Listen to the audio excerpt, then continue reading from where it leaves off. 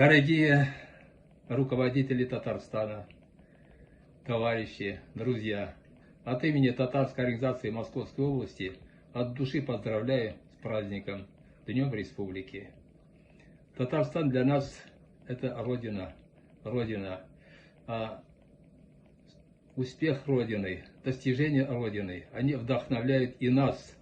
И я очень благодарен сегодня, и руководству Татарстана, и Конгрессу, и Федеральной автономии за большую поддержку, которую они оказывают для того, чтобы мы, живя на стороне, могли сохранять историю, традиции и культуру своего народа.